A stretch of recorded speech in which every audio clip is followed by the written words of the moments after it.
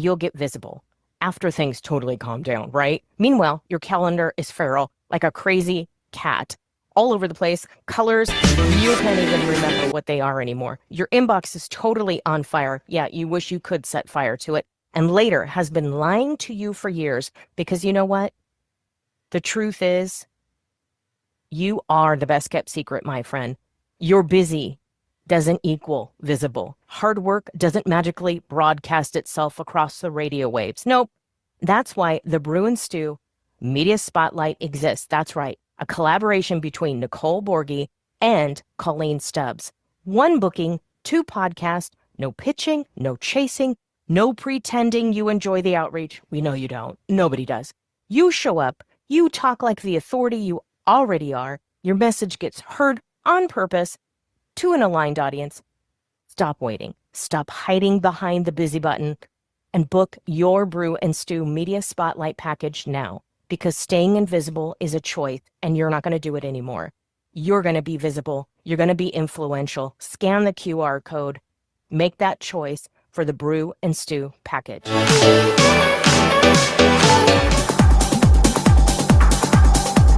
Busy, booked, exhausted. Your inbox is screaming at you like a siren. Your calendar is still feral. Still calling yourself visible and you're just the best kept secret? Turns out I was right there with you, my friend. Wasn't getting seen, was just the best kept secret. Wasn't getting heard, definitely kind of getting paid. But here, the magic, my friend. It's a collaboration between Colleen Stubbs and Nicole Borghi. The Voice Lab on the Skool platform shows you how to use podcast spotlights, summit stages, and simplified, yeah, that's right, simple outreach systems so your visibility actually works. Get seen, get heard, join the free Voice Lab on the Skool platform, and you're going to get it all. Because if you're working this hard, someone else should know about it. Scan the QR code today.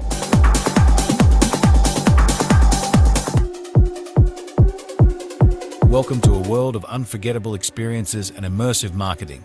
Transform your events into extraordinary moments that captivate your audience. Whether it's corporate gatherings, product launches, or community celebrations, our immersive marketing solutions elevate your events to new heights. Immerse your attendees in a world of audiobooks and podcasts tailored to your brand. Engage their senses and leave a lasting impression. Explore the power of storytelling with our curated podcast content. From insightful discussions to entertaining narratives, we've got the perfect audio experience for your event. Ready to make your next event unforgettable? Scan the QR code now and book a complimentary immersive marketing call with our experts. Let's create memories together. Elevate your events with immersive marketing. Scan the code and let the magic begin. Let's slow this down for a moment. Money feels overwhelming because no one ever really taught you how it works. When things feel confusing, it's natural to avoid them. That doesn't mean you've failed. You don't need to know everything. You just need to take the first step. That's what the consultation call is for. It's a calm, clear conversation where we look at where you are, where you want to go, and what steps actually make sense for you to build wealth. No pressure. No jargon. You're allowed to ask questions. You're allowed to feel unsure. And you're allowed to want a future that feels safe and secure. Schedule your consultation call. It's the first step toward achieving your dreams with someone who will walk you through it, one step at a time. Wealth with Valor. Clear guidance, steady progress, real peace of mind. Scan QR code to schedule your consultation with Valerie Smith. Let's take the first step together. Good morning. Good morning. How are you? Happy Thursday. It's already Thursday. What is going on? All right, folks, we're glad you're here for another episode of the Voice Lab podcast. We're going to have a few little tips and tricks to share with you today, but check out our sponsors. And one of our new sponsors is Valerie Smith. We've got some good things going on. She's got some wealth and some great stuff and knowledge to share with you. She's been in business for a while. She's got the things going on. All right, so check that out. We've got a few other things going on if you guys haven't. Get into the Voice Lab on the Skool platform. All the links will be below. Why? Because you're an entrepreneur and you want to get seen and heard and you want to simplify your systems. You want to get on the stage. 2026 is the year. Use the stage as a marketing tool. That's what you got to do. Use a stage as a marketing tool for you. We've got 3 stages going on, and if you get in there, we've got all kinds of groups. We've got some master classes, some masterminds, some workshops coming up to share with you. We want to give you a lot of value. We also have the caffeinated conversations on Monday, a great networking place. Get some referrals on the spot. That's the way to do it, and a few summits coming up as well. So we've got the Plot Twist, a gathering of authors coming in here. I want to get books, or hey, maybe you're looking for a publisher or an editor, maybe even a ghostwriter. That's coming up. All kinds of fun stuff coming up there. The Authority Code, it's for soul-led leaders, leadership. How do you influence your audience? How do you influence your groups? Even how do you influence your Skool platforms? It can be anything that you share influence in your tribe. And the third one, the third summit coming up, Revenge of the Nerdpreneurs Summit. I know, guys, I'm an 80s baby. I cannot help myself. What is that all about? You know what? It's about AI and tech for your business. If you're an entrepreneur and you're really looking to influence your clients, your audience, because they are one and the same these days, we always have to get on the media. So that is part of your audience as well. You want to accelerate your business with the tools and the systems and the strategy coming forward, and be ready for that. There's going to be some virtual reality in there too. I'm going to share that, so no more tech confusion. And we want you to move forward and prosper. All right. So what do we got today there, Colleen? Today, we are talking a little bit more about how to follow through with our conversations, how to change those conversations to conversions, right? Yeah, absolutely. Absolutely. Little coughing there this morning, so I was grabbing my coffee. But yes, we Yeah. want to change our conversations and move the needle in our business. And we want to do it in a non-salesy way. This is the trick. But the thing is that when you look at the entire process, and I think this is the problem that most people have, is that they just take one step of it. They're like, I need to send sales emails. And so they send sales emails. I need to get on stage. So they get on stage. I need to create content. So they create content. But what happens is there's a breakdown in the flow, right? And so if you do the entire process, if you get on the stage, share your message, share your story, share your offer, build relationships, get on stages where you can build relationships, where they have active Q&A, where they encourage you to interact with the attendees, right? And then take what you did on stage and create your content out of that, right? So it's all going to be consistent across the board here. And then also continue those conversations in your emails, in your nurture sequence follow-up for all the summit attendees. You've got that going on. And so it's just a continuation of what you shared on stage, of what you're sharing in the social media world. And when you're just continuing the conversation, it loses the salesiness because you're actually building relationships. And that's key, is we want to make sure that we're following the entire workflow. Don't think that you need to just jump in one time and be like, I need to send a sales email. No, you actually don't. What you need to do is start building relationships, position yourself, put yourself in places where you're getting seen, you're getting heard, and you're able to build relationships. Then those conversations lose the salesy, right? And you're just building relationships.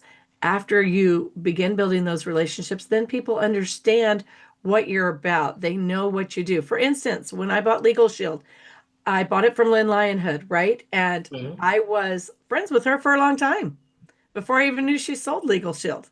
Right. When I found out that she sold Legal Shield, it made perfect sense to me to purchase from her because the know, like, and trust factor was already in place. We already had a relationship.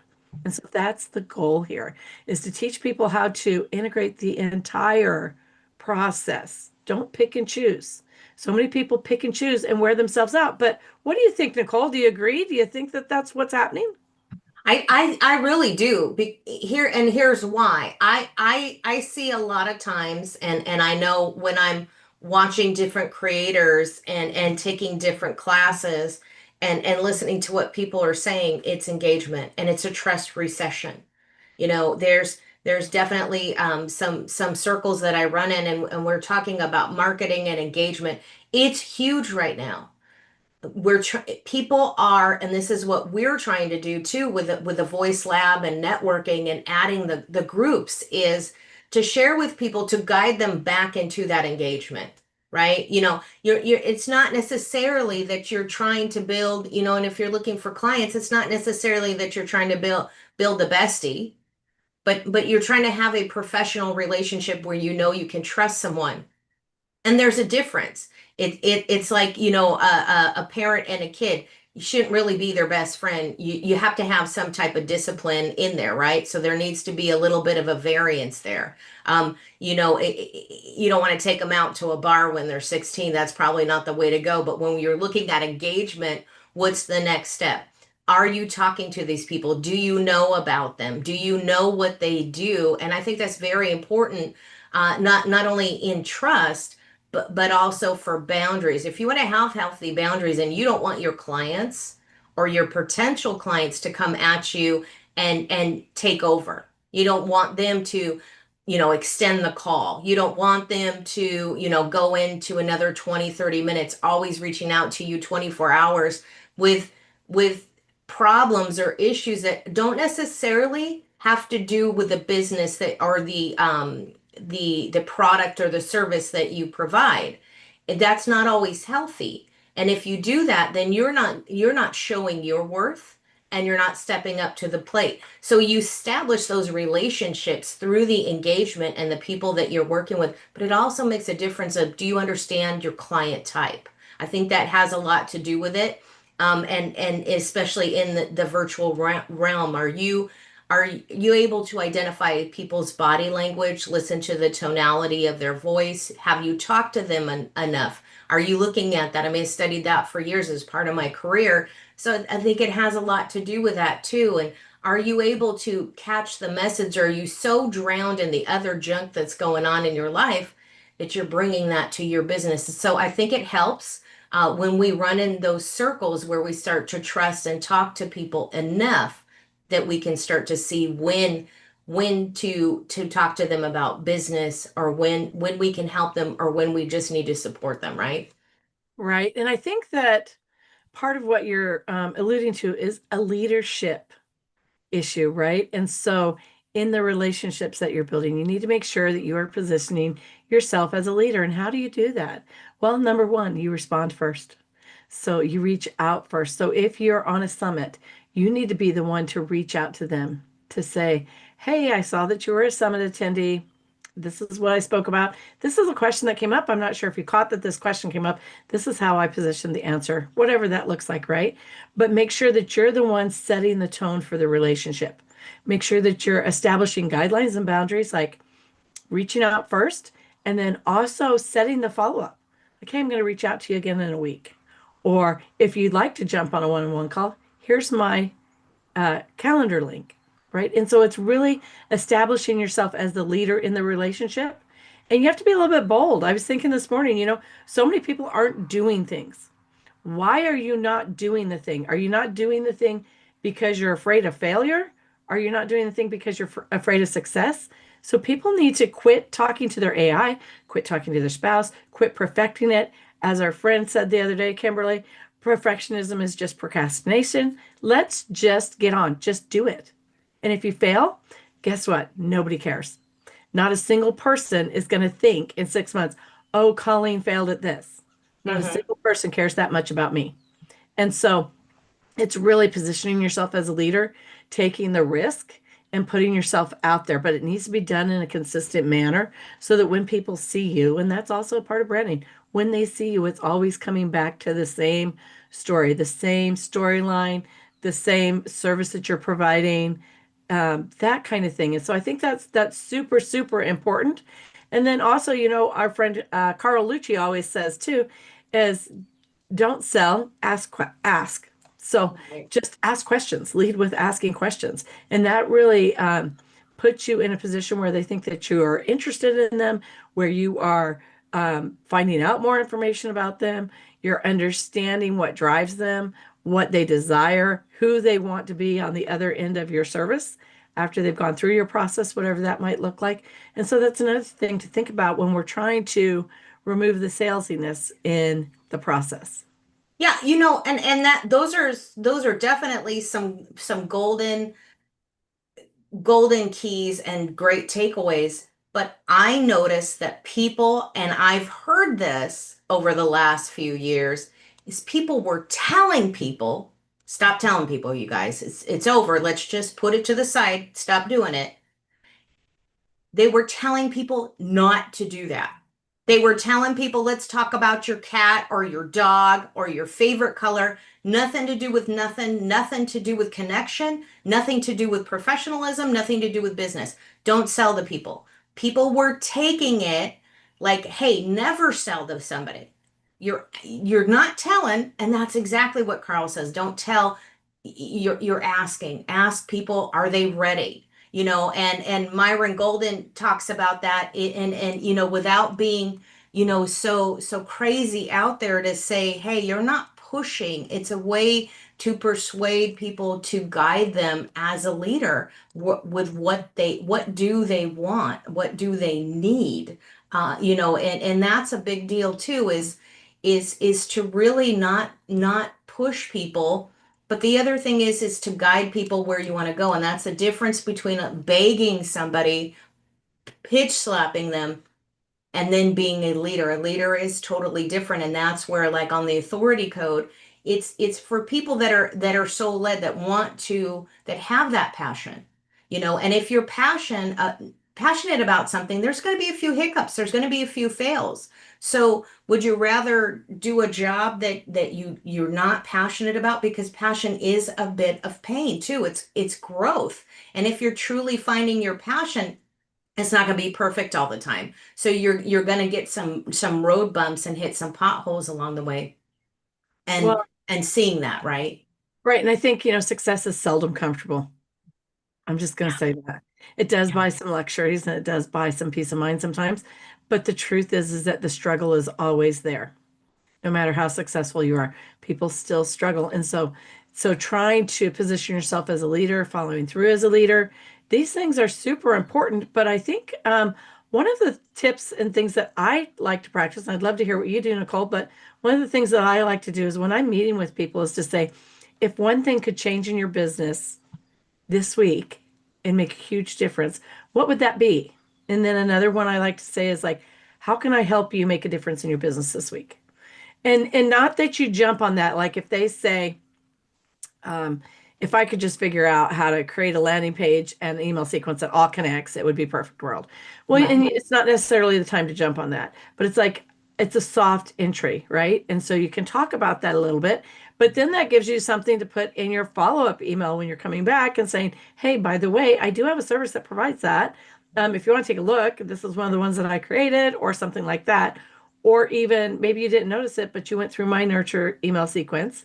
And that's how they're meant to be professional, when it just happens in the background and the clients don't necessarily notice.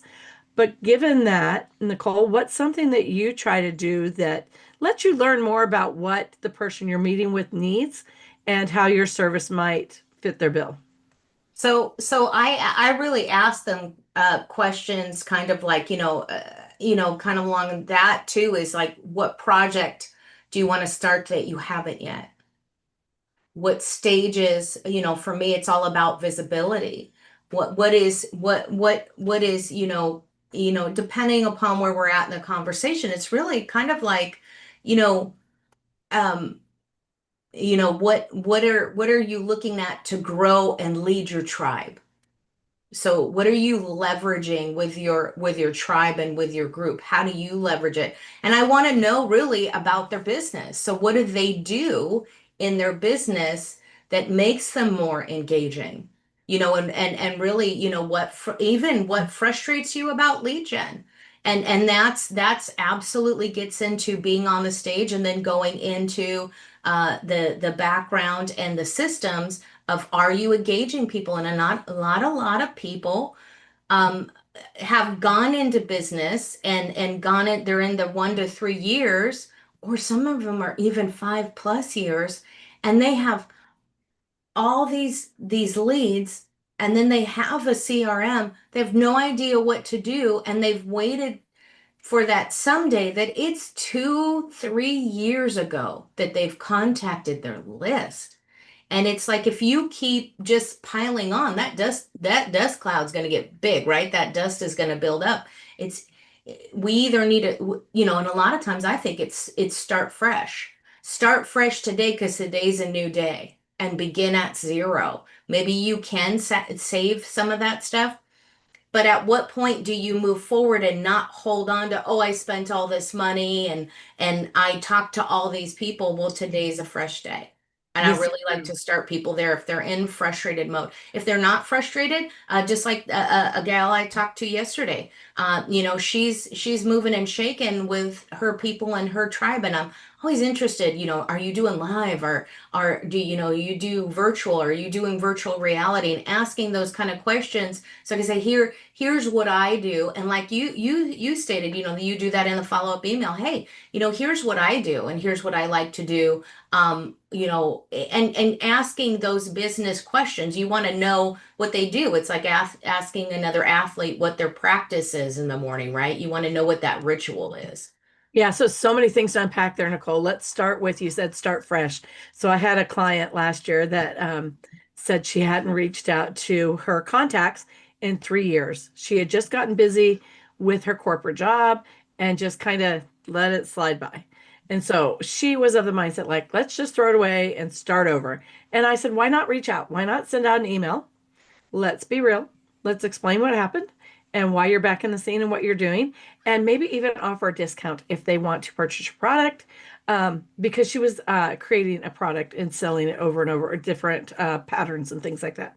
And so she was like, I don't know, I just haven't heard from him and they probably won't respond. I said, and if they don't, then you can go ahead and put in your email that if they're not interested, to please unsubscribe. And that's okay too. And I think that she did get some unsubscribes, but it was like 30%. And she had hundreds on her email list. And she also got sales. So Awesome. I'm glad that she didn't completely throw it away, right? That's huge. And then on to the other point where you're saying, like, sometimes you sit down with um, people in more of a collaboration form where they're maybe on your verticals, right? And so you're saying, what can we learn here? I sat down the other day with somebody who, in a room, with people who had built um, multiple businesses that were multiple millions of dollars profit yearly, and other people that were just beginning. It was such a wide variety of people. And I kind of just watched for a minute. And one of the questions they asked right off the bat was, how's your business going? And I had somebody in there go, oh, it's just fabulous. Since I came online, my business just exploded. And I knew that that wasn't truth in practice. Like I knew that that person's business hadn't exploded. But why do we do that instead of taking the opportunity to say, look, I'm actually struggling with my lead gen, or my marketing sucks right now. And what I'd really like from this is to walk away knowing what you know. What have been the greatest lessons that you learned in lead gen? Taking advantage of being able to talk to people in the same space and learn from them. Always being able to learn. And that sets leaders apart. Once you stop learning, you stop growing. Your business absolutely stops growing when you stop learning. So you've got to be open to learn, to ask questions, and then, of course, to fail. It isn't that big of a deal to fail. I don't feel like it is. I feel like it's perfectly fine to fail. It's what you do after the failure. So do you sit there and boo-hoo? Do you unpack your suitcase and your world has crashed and you can't do business anymore because you failed at one part you were trying to do? Or do you dissect it and learn and say, where's the break here? What didn't work? And how can I improve it or make it work better? Why did this not succeed? And then take that and use those bricks as foundation to move forward. And so it's a big process, right? It is. It's a big process, but that's also being honest as a business owner. Hey, I have this list, it's not working. There's an honesty instead of an excuse. So when you're working with someone and you've built that trust, that not only as as the person with the client, right? You're the business and the client too. As a client, it is our responsibility to be as truthful as we can in that moment and say, look, I had an email campaign. It didn't work. Here's why A, B, and C. We can unpack that. And sometimes it can be stressful for people. I don't know why, but they get really attached to it. It's an inanimate object. We don't need to get into the atoms and the vibes, but basically it's an inanimate object. You're starting from fresh, and these people honestly know it happens. Right. They know it happens. It's okay. There's so many emails. How do you stand out? So you move forward and say, hey, I'm starting fresh and this is what it is. Don't hold on to it. Don't have so much emotion attached to an inanimate object. You've got other wonderful things as a business owner that you can do. And you know what? You're busy being busy and you're putting so much emotion and time into something that you could be doing creatively, or you'd have more time for speaking, you'd have more time for being with your family, you'd have more time to go take a walk, go to the gym. If you're spending 3 hours, worried about what's over here, and I've done it. I'm speaking from experience. If you're worried about what's over here and you're stressing about that, you're spending so much time, you're using your headspace. And again, that's that monkey mind kicking in. And does anybody care about it? No, just you're holding on to it. When Yep. we let it go and say, hey, I want to do good business and I want to trust the person doing it. And so it's huge to say, hey, I've got enough trust. I know this person. I've decided to work with them. And here's where you can be a leader truly in your business. I'm trusting them in this moment and I'm going to take the leap and I'm going to work with them and I'm going to let them do what they do magically, and I'm gonna listen to their suggestions. And I think that's a big thing. How do we do that and persuade people instead of really, it's kind of pressure-free selling when we're talking to people, because whether we're on a stage or we're selling to them and doing a nurture sequence, or doing like you do your like a weekly journal, and I do a weekly kind of blog newsletter too. And when that's going out, it's kind of pressure free. It's just, hey, what's up? I have this offer for you. And knowing that they can buy or not, but if you don't tell them, they'll never know, right? Absolutely, absolutely. And so I love that. And what you were saying there about spending so much time on some things and not things that we love, not diving in where our creativity really is. So that is a huge motivating factor behind my business. I came online to I came online to help other women, midlife women, build both a business and a life that they're madly passionate about. I did this because I feel like, looking forward, I've got another 30 years. Looking behind me, I've got 55. I really kind of like who I am and I want to enjoy the life that I'm building. I love my business too, but I want the balance to be there. And so I created the simplified CEO systems so that I have a system in place that I can share with other midlife entrepreneurs that really takes things off their plate and gives them time freedom to build the life they love. And that's hugely important. But part of that too is that they have to understand that they need to get out of the way. They have to learn to automate, they have to learn to delegate, and they have to have faith in the choices that they make and trust themselves enough to make good decisions as to what should be automated and delegated. And then they have to just let go and go enjoy life a little bit more because that's really where it's at. And even if you take your free time and spend it back into building relationships, because you really do need to be the face and voice of your business and you need to make those connections and build those relationships. So, behind simplified CEO systems is a desire to really help midlife entrepreneurs have both the business and the lifestyle that they're madly passionate about. And so, really working with you and collaborating with you, Nicole, bringing them on through the stage and teaching them how to get seen and heard and how to take that content and turn it into social media content, how to process it through to their CRM and carry that workflow through. This is huge. This is like the foundation of my dream for my clients. Yeah, it's really the full picture, right? If you went to Hollywood You would have to hire a PR person. You got to have a manager. You want to get on the set. You want to get on the stage. You're going to talk about your product. Let's say that you're putting your product. If you're taking this timer, and I'm Nicole, and I sell timers, and I want to get on Shark Tank, and I want to sell a bazillion timers, right? And I want to get with Kevin O'Leary, and I want him to buy my stuff and do cool things with it. I need to work on all that. There is a process, and you've got to hire a team of people to get on the stage. You've got to have the product ready because people see you, whether you fail or not getting on there. Even if you fail, people are going to look you up. They're gonna Google you. They're gonna look in their LLM. They're getting in there. They're gonna do a little search engine. They're gonna check you out. So whether you fail or not, people are going to look for you. And that's marketing. What happens after? So if you get all up there, you hire this whole team of people, and then you don't have a team on the after. You're like, hey, I got on Shark Tank. I got in front of millions of people and they didn't buy my stuff. You just got marketing. You just got a genius amount of marketing by just getting on the stage. You don't have to hire all those people. You just have to show up to a summit, get interviewed for a couple minutes, ask a few questions, share your talk, and then people want to know to find you. They want to be there. They've given you their email. So how easy and how really cheap? Because I mean, can you imagine all the millions of dollars that people spend for that team that you don't have to have because we have the magic of getting online. So it's easy to do.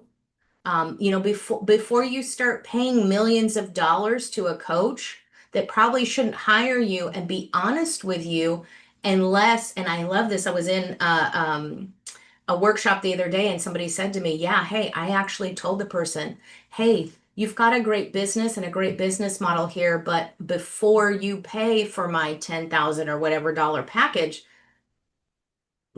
you need to work on the business first before you get here because you're going to be working so hard, you're not going to be able to continuously work in that manner. You're just going to fail extremely hard and never want to do this again. So it's really the honesty of what do you really need?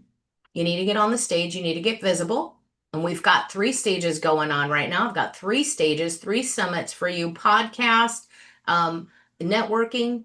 We're offering you total value. Why? Because we're obviously passionate about it enough to get on the mic and share that in a podcast live to say, hey, this is what we have seen that works the best. It's the easiest. So it's a full, complete business model to do this. You can even build your own stage. That's the power of that. You don't want to share. You're like, hey, I don't really want to get on the stage with all these people, but for me, that's why I do the done for you concierge service. You can have your own summit or workshop and have somebody do all the behind the scenes stuff, that kind of Wizard of Oz, all the video, the clips, and even if you want emails or social media, you get all that stuff. It's yours to keep. It's all your intellectual property that you're keeping. And now you're the expert because people are seeing you. People know you've done the summit.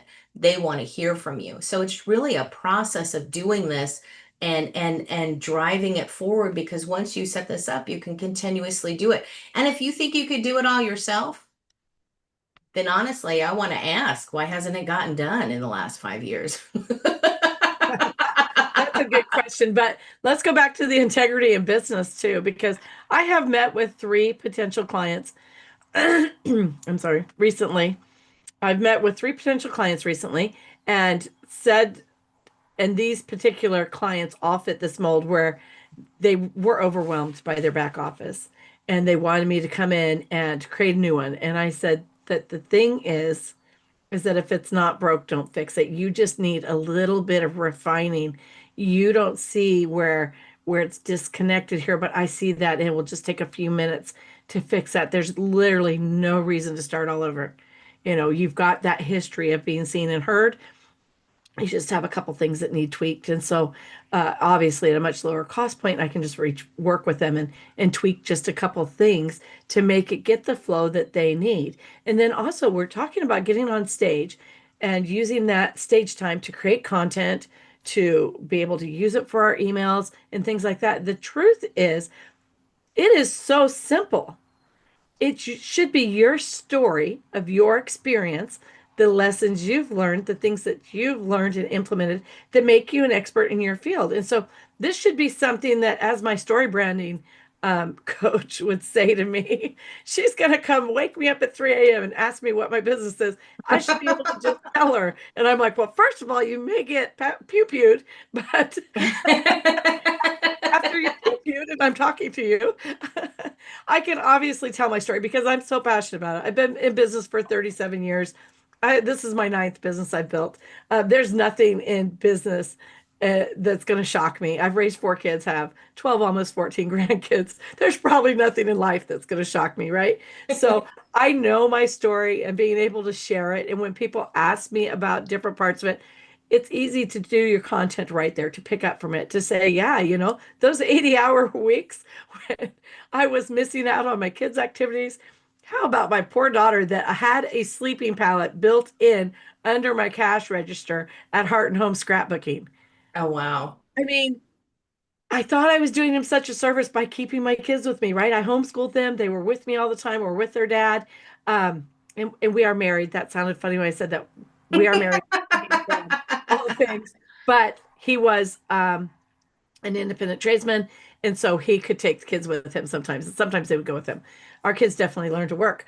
But looking back, I'm thinking that's not the quality they wanted in a mom. They wanted me to be able to lock the doors or leave somebody there running my business and go with them to their ball game. And I did. But yeah.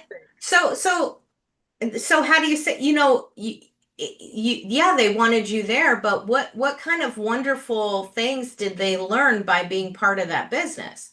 They did. They did learn a lot. And I'm going to share a real kind of funny. Do you know what bunco is? This is an odd thing. Do you know what bunco is? It's Isn't like it like a weird game? it's a dice game, I think. But we were living in southern Utah at the time, and I had a scrapbook store, and I was creating classes that I was holding for women at night, but they weren't filling up. I just wasn't really getting people coming. Like 2 or 3 people was all. And I put a lot of effort into the classes, and I really wanted to monetize them more. And so Bunko came to town, and I heard these women talking about they would come in and shop with me, and I'd hear them complaining that their husbands didn't want to babysit so they could go to Bunko, and everybody wanted to go to Bunko. And I think you buy if you're hosting Bunko, then you buy gifts for everybody, and whoever Uh, wins gets surprises. So there's a little money involved in it and whatever. But these women really wanted to do it. This is a very prominent, showy town, and everybody wanted to show how good gifts they could give and that kind of thing. So um, I thought to myself, you know what? I can babysit. My kids are here all the time, anyways. And so I created children's classes at night, only on nights when Bunko was being held. ah, And guess what? I had so many kids in my classes. I charged the same wow. as I would if they were adults, and the adults got to go to Bunko. It was That's really the awesome. perfect solution. But I think in this business that when we're talking about getting on stages, so many people are like, I'm not ready. I'm scared. I don't know what to say. I just don't have it down pat. And that's the procrastination, right? Because Hmm. here's the truth of the matter. If you know your story, if you know your business, if you have a true testimony of the solution that you provide, then getting on stage should be a no-brainer. You not getting on stage is because what? You're afraid you're going to fail? Is it just procrastination? Because you're going to lose. You have to take action and get on that stage. Present what you know in a manner that's easy for you and comes easy for you. That can be through an interview, it can be through a presentation, however you want that to be. But that also creates your content for your social media. It creates your content for your emails. It is the foundation of your business. And then just use the tools like Simplified CEO System to get that running smoothly in the background so that you can show up more and more and more on more and more stages and really get seen and heard. And that's what 2026 is about, building trust in relationships and getting seen and heard.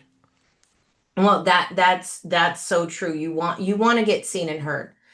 You want people to know you.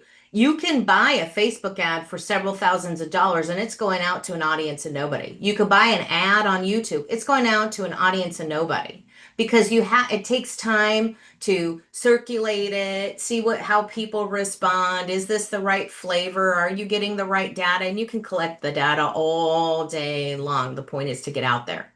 And Mhm. right now, the needle that's getting pushed the most is content. If you get on the stage and you tell your story, what you know, don't tell your client's story. That's fine. People want to hear client testimonies later.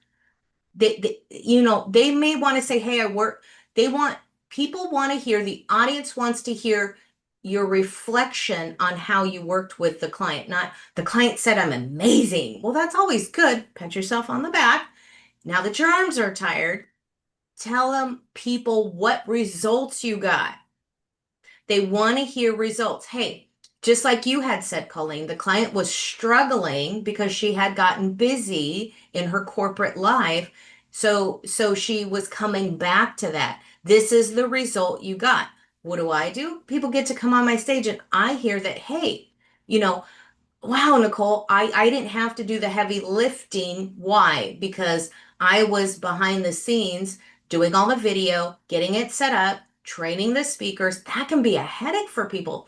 It's like herding cats with the speakers because, it's just getting everybody on time, getting the schedule together, the variables that go into that. You don't have to deal with a headache. And the other thing is all the tech. People don't always know the new tech or the upcoming tech or how to get on certain platforms, and you want to make sure that they're going to show up and that it's going to run smoothly. If you make your summit very crazy where there's tech involved and you haven't trained anybody, then your speakers are going to come in late. They might not show up. I mean, we had an event in January and there were some issues with Zoom and having to send out more emails, contact people on the phone, send out DMs if I could, and reach back out to people. Do you want to have to do that as a summit host, or do you want to stand there and shine? So it's really the to say, hey, you can come in and you can be here and you can show up on the stage, and the clients want to hear your story. That I did this with as a chairwoman of Confronting Domestic Violence, one of the first summits I held was in virtual reality.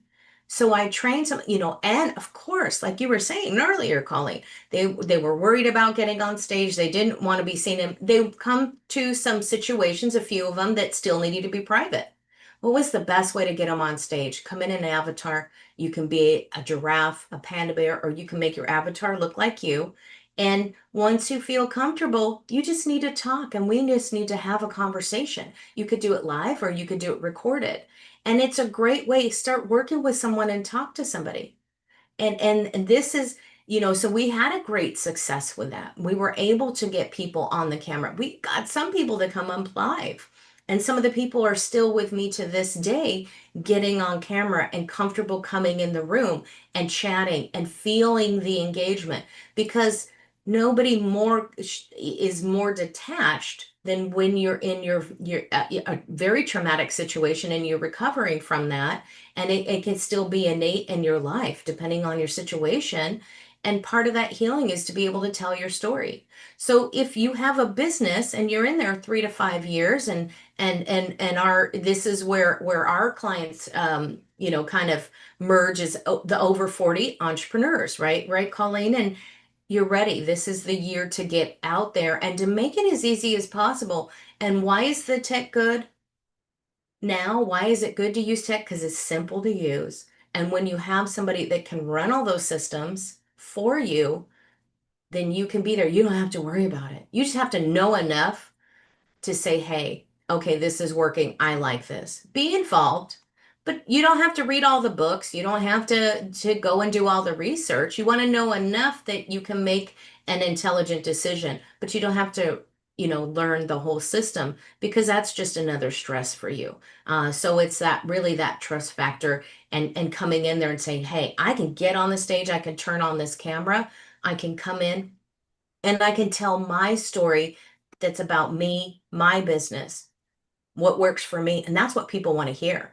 You can have all the motivational speakers that you want, but I'm finding in more and more summits, especially for entrepreneurs and business owners, it's more about the benefits and what you can do for me.